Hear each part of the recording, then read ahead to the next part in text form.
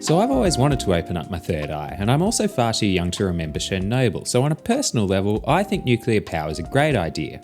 The people who bang on about it being unsafe and not truly renewable are being disingenuous. It's not unsafe, and it's so clean that it's functionally as environmentally neutral as renewables. 1 kilogram of uranium gets you about the same amount of nuclear energy as burning 2.7 million kilograms of coal.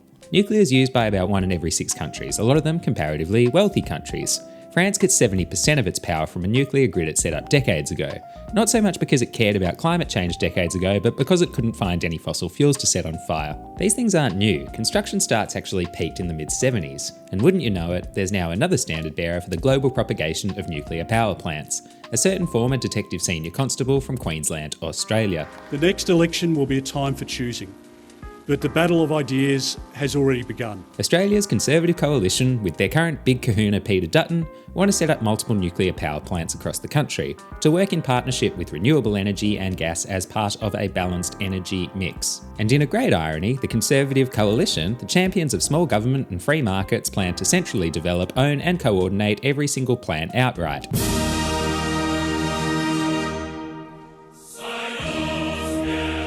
I digress. The smart move here is for all of us to be open to nuclear, to be willing to consider it on its merits, so we're going to do that. Let's focus on just one thing for the moment. Will it make power prices cheaper?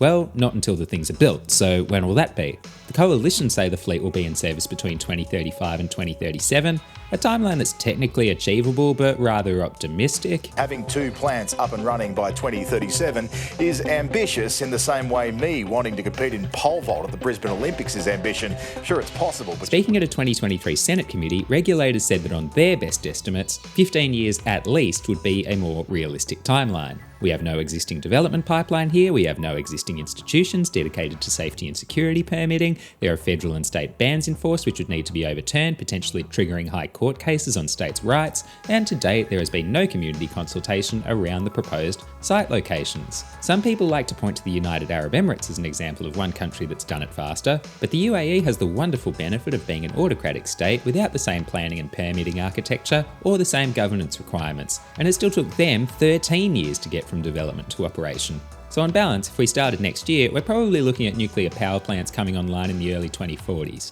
No downward pressure on prices until the early 2040s. But potentially upward pressure, because potential investors in other energy sources, namely renewables and storage, are now living in a world where a competing government-owned nuclear industry is a genuine possibility. Many companies are a bit concerned about this because they've been investing on the basis of the existing government's policies.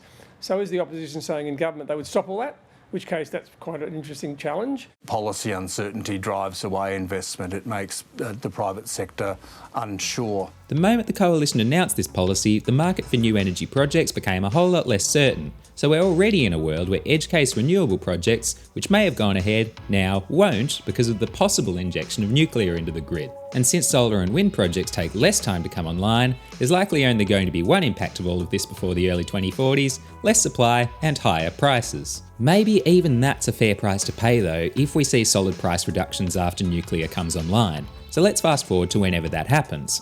Similar to coal, nuclear plants are expensive to build, but once built, pretty cheap to operate. And building in current best cost estimates and comparing them with the capex, opex and production potentials of other sources, we can get a levelised cost of electricity, which the CSIRO and AEMO use to compare source costs. And on the best current estimates, once online, large-scale nuclear would be about 50% more expensive than firm solar and wind. Small modular reactors would be off the charts expensive. Note that I'm also saying firmed solar and wind. Solar and wind plus the additional costs of backing up solar and wind when the sun's not out and the wind's not blowing.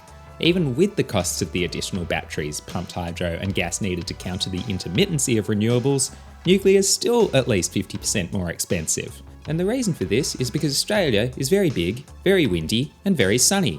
There are countries which aren't very big, very windy or very sunny, for which nuclear is a better choice. But Australia already has a proven alternative to fossil fuels with a pre-existing implementation pathway that's already being introduced and is way cheaper. It's right there. Everyone can see it's right there, which also explains why the coalition, the kings of the free market, are going to pursue a Soviet-style fleet of entirely government-owned and operated nuclear power plants. This isn't by choice. Ted O'Brien hasn't rediscovered the magic of Brezhnev. It's because these plants would be undercut on price by literally every other energy source, meaning they'd operate at a loss, meaning no investor would touch this idea in 7 billion years, let alone 15. So as an alternative to renewables, even as an alternative to coal, the cost argument is pretty clear. Nuclear won't reduce prices until it comes online, after which time it still probably won't reduce prices. The coalition are implying though that this is about more than just the cost, it's also about reliability. Nuclear would provide additional certainty in the mix, additional firming capacity that renewables can't achieve alone. Quote, Labor sees nuclear power as a competitor to renewables. The coalition sees nuclear power as a companion to renewables. Well, nuclear power is a shit companion to renewables. To be a good companion for renewables, the other source needs to be able to scale up and down based on the renewables output. This is why batteries, pumped hydro and gas are good for firming. They can ramp up and down. Large-scale nuclear reactors can't ramp up and down like this. Nuclear provides baseload power like coal. It's hard to turn on and off. The only reason France is able to keep its nuclear industry viable is by running its plants at full throttle and exporting the excess. The only other option is small modular nuclear, which is capable of providing firming capacity, but as of today is totally unproven at scale and even more expensive. The last saving grace we have for nuclear is that it is at least very, very clean. But even this is a non-starter for Australia.